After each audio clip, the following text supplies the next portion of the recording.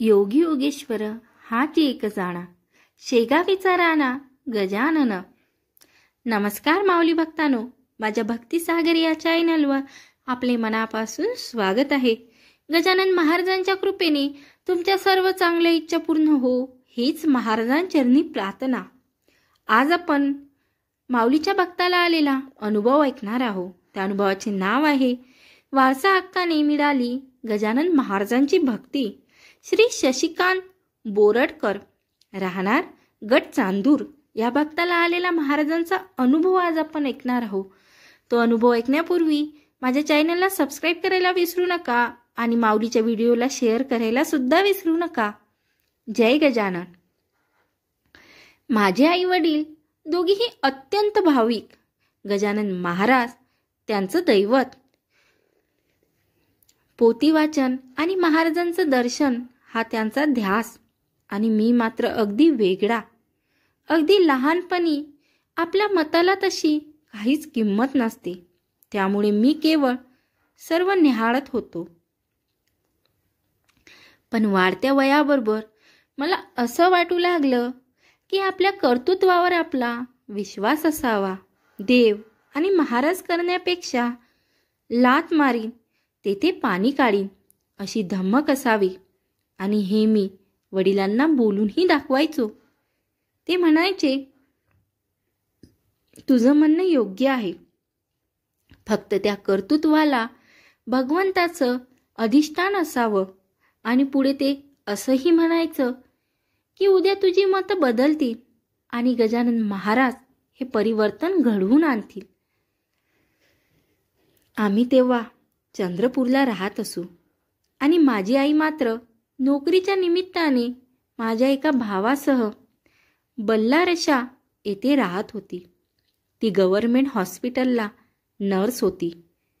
आईची अचानक जवळच्या सास्ती नावच्या गावाला बदली झाली. मध्ये असणारी नदी ओलांडून त्या गावी जावं लागायचं. नदीवर तेव्हा धड पूलही नव्हता. शिवाय गावही फार लहान होतं. एकंदरीत तिथे आईने राहणं घर सोयीचंच होतं. त्यामुळे आईने तिथे न जाण्याचा निर्णय घेतला आणि ती एक सुट्टीचा अर्ज देऊन चंद्रपूरला आमच्या जवळ आली. त्यानंतर आईनं काय करावं, तिथे गजानन विजय ग्रंथाची रोज एक प्रमाणे लगातार 121 पारायणं पूर्ण केली. मला मनात वाटायचं की वडिलांनी बदलीसाठी काही प्रयत्न करावेत. त्या काळात अनायसे आई घरी असल्याने वडिलांनी आमचं स्वतःचं घर बांधण्याचा निर्णय घेऊन ते काम सुरू झालं. एकीकडे बांधकाम पूर्ण होत आलं. आईची पारायणं पूर्ण झाली तेव्हा वडील म्हणाले, मी सहज संबंधित ऑफिसमध्ये चौकशी करून येतो. आणि ते मुंबईला जाऊन आले. त्यांना तिथून सांगण्यात आलं, नर्सची संख्या सध्या कमी आहे आणि सध्या चंद्रपूरला तशी गरज आहे. त्यामुळे आईची बदली चंद्रपूरलाच करण्यात येत आहे. म्हणून काय, एकीकडे स्वतःचं घरी बांधून तयार आणि दुसरीकडे आईची बदली हवी तिथे झाली. हे सर्व पाहून माझं मन थोडं बदललं आणि गजानन महाराजांनी हळूच मनात प्रवेश केला. या दरम्यानच्या काळात मला नोकरी लागली. माझं लग्न झालं आणि अति अल्प अंतरांनी मला 2 अपत्ये झाली. दोन्हीही मुली. दुसऱ्या अपत्याच्या वेळी दोघांमधील कमी अंतर, माझा तुटपुंजा पगार, भविष्यातील जबाबदारी यामुळे आम्हा उभयतांना वाटलं की दुसरी जबाबदारी आता नको. पण वडिलाचं मत मात्र उलट होतं. त्यांनी एकीकडे आर्थिक आधार देण्याचं आश्वासन देऊन म्हटलं, बघूया काय होईल ते. गजानन महाराज समर्थ आहेत, ते काळजी घेतील. त्यानंतर अशा काही घटना घडून आल्या की आमच्या मनाला काही अर्थच उरला नाही आणि नियतीच्या चक्रात दुसरं कन्यारत्न जन्माला आलं आणि लगेच माझं प्रमोशन होऊन भरघोस पगारवाढ मिळाली आणि गजानन महाराजांनी मनात न कळत थोडं स्थान मिळवलं. पुढे 2004 मध्ये मला वडिलांनी आग्रहाने आर्थिक मदत करून ऑल्टो कार घेऊन दिली. आर्थिक सहाय्य करताना ते म्हणाले, बाळू, मला वडील बाळू म्हणायचे, हा पैसा तुम्हाला परत करायचा आहेस आणि समजा मी मध्येच जगाचा निरोप घेतला तर देवाची इच्छा, हा पैसा तुझा, ईश्वर इच्छा बली असी. फेब्रुवारी 2005 मध्ये वडिलांनी जगाचा निरोप घेतला. जाताना मला म्हणाले, तुझा होणारा बदल मी अनुभवत आहे. तू गजानन विजय वाचत जा, तुझं भलं होईल. आणि वडील गेले. त्याने पैसे देण्याचं ओझं माझ्या मनावर होतं. इसवी सन 2007 मध्ये मला माझ्या आर्थिक परिस्थितीने पैसे देण्याची अनुमती दिली आणि माझ्या मनाने कौल दिला की हे पैसे शेगाव येथे आनंद विहारला खोलीसाठी वडिलांच्या नावाने द्यावे. याआधी मी आई वडिलांबरोबर कधी शेगावला गेलो होतो, पण तटस्थ बुद्धीने. आता मात्र मी शेगावला गेलो तो भावनिक नात्याने.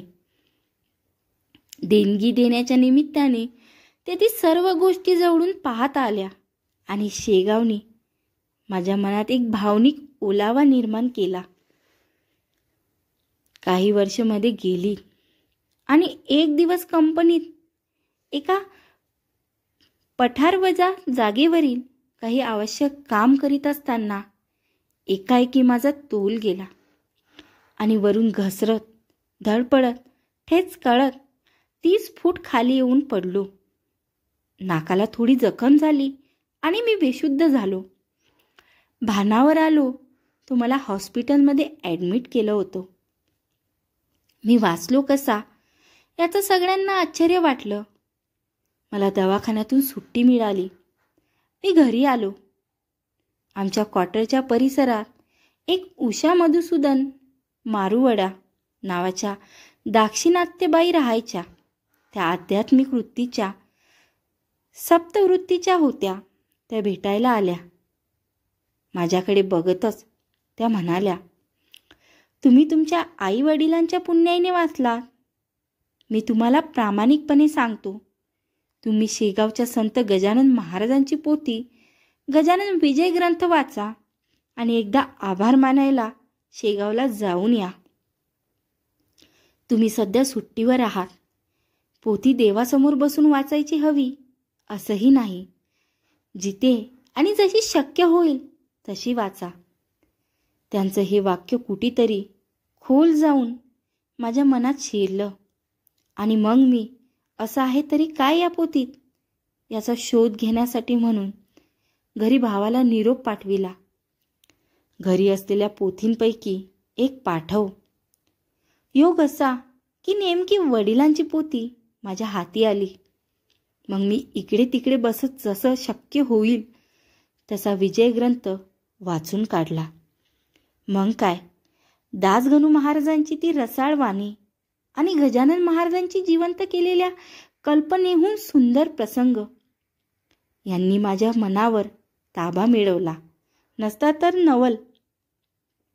एक प्रकारे वडिलांकडून वारसा हक्काने गजानन महाराजांची भक्ती माझ्याकडे चालून आली. पुढे इसवी सन 2012 मध्ये मी आनंद विहारला पुन्हा माझ्याकरिता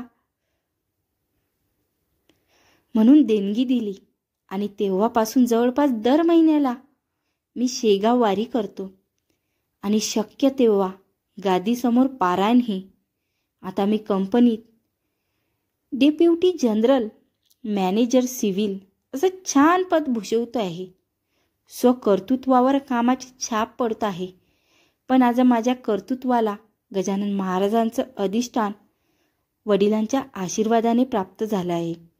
आज हा क्षण पाहण्यासाठी आई वडील जिवंत नाहीत याची खंत आहे, पण त्यांच्याच आशीर्वादाने समर्थ सद्गुरू श्री गजानन महाराज मला लाभले याचे समाधान आहे.